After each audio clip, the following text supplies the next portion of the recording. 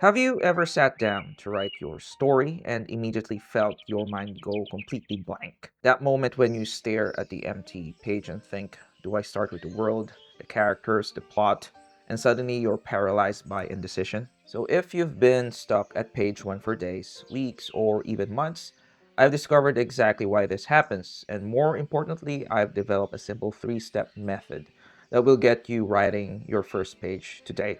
I call it the story seed method, and it's about to change everything for you, I hope. Hey, I'm Lucas. I've been writing fiction for over 15 years, and I've helped not hundreds, but a couple of writers move from blank page paralysis to confident first drafts. Again, not hundreds, I'm not a writing coach. Anyway, here's what I have discovered. Most writing advice actually makes this problem worse by giving you too many options. They tell you to develop elaborate words, complex plots, and detailed character backgrounds before you write a single word. Great stories don't start that way. They start with something much simpler and more powerful. In this video, you'll learn the real reason you freeze when facing the blank page, the three-step story seed method that bypasses overthinking, a 20-minute exercise you can use today to start writing with confidence, and how this works for any genre you want to write. This isn't about outlining your entire novel. It's about finding the one perfect place to begin. Let's talk about what's really happening when you stare at the blank page. Most writers think they freeze because they lack ideas, but that's not it at all. In fact, the opposite is true. You're overwhelmed by too many possibilities. When everything feels equally important, like characters, plot, world, theme, your brain goes into decision overload. Neuroscience shows that when faced with too many equally weighted choices, we experience decision paralysis. But there's another layer. You freeze because you care deeply about your story. You want it to be good, you don't want to mess it up. And that creates enormous pressure on that first page. The problem is you're trying to create the entire story at once, which is impossible. It's like trying to grow a tree by imagining the fully mature oak instead of planting a seed. Great stories aren't born fully formed. They grow organically from a simple beginning. And that's where the story seed method comes in. The story seed method has three simple steps that work in sequence. Together, they create the perfect starting point for any story. Before you even think about genre, plot, or even character, ask yourself one question. What emotion do I want readers to feel? This isn't about theme or message. It's about raw emotional experience. Do you want readers to feel wonder and awe, dread and suspense, heartache and longing, righteous anger, bittersweet nostalgia? When you identify the core emotion, you've found your story's heart. This becomes your compass for everything that follows. Let me give you an example. Say you chose wonder as your emotion. That single decision will shape everything else. Next, you need one person who embodies or confronts that emotion. Not their entire life story, just a basic sketch. Who are they? What do they want or need? What's hurting them right now? This character becomes the emotional lens through which your story unfolds. For our wonder example, maybe we have a tired museum janitor who craves meaning beyond his routine but feels trapped by financial obligations. You don't need their backstory, physical appearance, or personality traits yet. Just this simple human situation. Finally, you need one event that changes everything for your character. This isn't the entire plot, just the spark that sets things in motion. Ask yourself, what disrupts their normal life? For our museum janitors seeking wonder, maybe one exhibit mysteriously comes to life after closing time, or he discovers a hidden room that shouldn't exist, or he notices a painting that shows a scene from his own childhood. That's it. You now have your story seed, the emotional core, which is the wonder, the human lens, a lonely museum janitor, and the spark, an exhibit that comes alive. Just one exhibit. If every exhibit comes alive, that's a night in the museum. This is all you need to write your first page, and it will naturally lead to the next page, and the next, and the next. The rest will grow organically from this foundation. Now let's turn this into immediate action with my 20-minute clarity practice. Grab a timer and let's break through that blank page today. I want you to write down 10 emotions you'd love readers to feel. Don't overthink, just let them flow. They can be complex emotions like bittersweet nostalgia, like what I said before, some simple feelings like fear or joy, combinations like dread mixed with fascination. Now, circle the one emotion that resonates most strongly with you. Trust your gut. You can always explore the others in future stories. Now, free write about someone who deeply experiences or confronts your chosen emotion.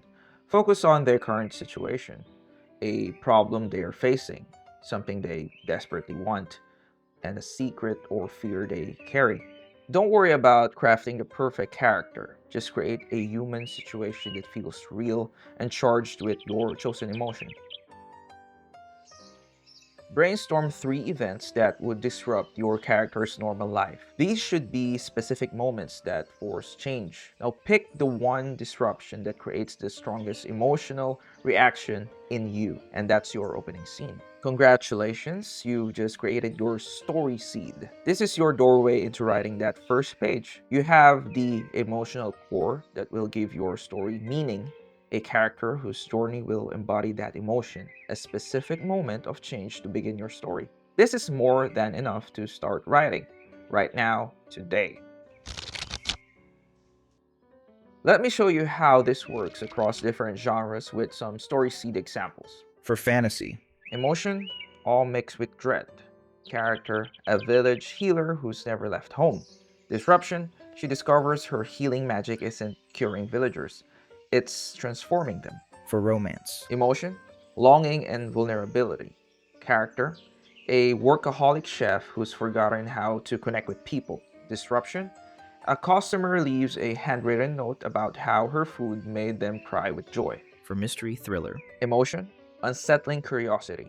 The character, a retired detective with early stage memory loss. The disruption, he receives an anonymous package containing evidence from a case he has no memory of working. For science fiction, the emotion, wonder tinged with existential dread. The character, a space station technician who's never seen Earth. The disruption, she hears impossible knocking from outside the airlock. Notice how each of these creates an immediate scene you can visualize. That's because they all have a clear emotional direction, a specific human perspective, and a concrete moment of change. You don't need the entire plot. You don't need elaborate world building. You just need this seed. The rest will grow as you write, like I said before. So why does the story seed method work when other approaches leave you frozen? Reason number one, it bypasses perfectionism. Starting with emotion gives you permission to be messy. You're not trying to create a perfect plot or character. You're exploring a feeling that matters to you. Reason number two is it creates natural momentum. When you put a character with a need into a disruptive situation, your story happens automatically. The character must react, make choices, and deal with consequences. Each action creates the next story beat. Reason number three, it connects to your authentic voice. By starting with an emotion that resonates with you personally, you're tapping into your unique perspective as a writer. This creates story material that you're genuinely excited to explore. Reason number four, it simplifies decision making. Instead of juggling countless story elements, you're making just 3 clear decisions. This prevents the decision paralysis that blocks most writers. And the last reason, it works with your brain, not against it. Studies in creative psychology show that constraints actually enhance creativity rather than limiting it. By focusing on these 3 elements, you're giving your creativity the perfect constraints to flourish. This story seed method isn't just a technique, it's aligned with how human creativity actually works. Now, you might be thinking, but what if my story seed isn't good enough? Stop that. Remember, no story starts perfect. The goal isn't to create the perfect beginning, it's to create a beginning that you can refine later. The story seed is just that, a seed. It will grow and change as you nurture it. What if I need to know the ending first? Some writers do work from the ending backward, and that's valid. But even those writers need a concrete place to start writing. You can use the story seed method to create your first scene while knowing your destination. What if I'm writing in a genre that needs lots of world building? Fantasy and sci fi writers often think they need extensive world building before writing the page one. But the most compelling world building emerges through a character's experience in their perspective. Start with your story seed and reveal your world through your character's interactions with it. What if I change my mind about the story later? You almost certainly will, and that's perfect. The story seed gets you writing, which is the only way to discover what your story truly wants to be. Many successful authors report that their finished novels bear little resemblance to their first drafts. The most important thing to remember is start writing imperfectly is infinitely better than not starting at all. Now that you have your story seed, let me give you a simple framework for turning it into your actual first page. Here's a 4 paragraph structure that works for almost any story. Paragraph 1: the character in context. Introduce your character in their normal environment, showing one detail that hints at their desire or pain. For the paragraph 2, give the readers the character's inner state. Give us a glimpse of their thoughts or feelings, showing what they want or fear. For paragraph 3, we show how the disruption begins. Introduce the first hint of the disruption that will change everything. And then in paragraph 4, show the reaction. Show your character's immediate reaction, which raises a question or creates a decision point. Let me demonstrate with our museum janitor example. Victor pushed his mop down the length of the marble corridor, the same path he'd walked every night for 12 years. The museum was silent now, save for the rhythmic squeak of wheels and the low hum of fluorescent lights, his quiet audience of fossils and forgotten gods. Sometimes, when the halls were empty and the air too still, he imagined the artifacts watching him, not judging, just remembering. It was foolish, maybe, but the thought made the graveyard shift bearable. A lonely man among objects that had outlived empires. The Egyptian wing always came last. As he turned the corner, his breath caught. The golden mask, usually locked in a sealed glass case, was gone. No alarm, no shattered glass, just absence, glaring and wrong. Impossible. Victor breathed.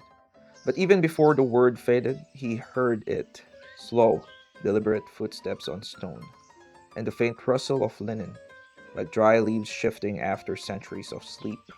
That's it. 4 paragraphs that establishes a character we can picture, an emotional situation we understand, a moment of disruption that hooks us, a reaction that makes us want to read more. Again, this isn't a formula for the perfect first page. It's a doorway that gets you writing. The rest will follow naturally. So here's what I want you to do right now. Pause this video and spend 20 minutes on a clarity practice we discussed. Write your first page using the 4 paragraph framework. Continue writing for at least 10 more minutes without stopping to edit. Don't worry about quality. Don't worry about where the story is going. Just follow your character through the disruption and see what happens next. Remember, you can't discover your story until you start writing it. We're going to talk about quality when you edit it. Do this first. Think of your favorite books. All of them, every single one, began with an imperfect first draft that the author revised later. The difference between published authors and aspiring writers isn't talent, it's the willingness to start before they feel ready. You've been waiting for the perfect moment, the perfect idea, the perfect plan, but that moment never comes. Instead, use the story seed method to start writing today. Messy, imperfect, and real. Your story matters, but it can only matter if you write it. The blank page isn't your enemy. It's the doorway to everything you want to create. And now you have the key to walk through it. Remember the 3 steps. Start with an emotion that matters to you. Create a character who embodies that emotion. And finally, add a disruption that forces change. That's your story seed. That's all you need to begin. Imagine where you could be 1 month from now if you start today.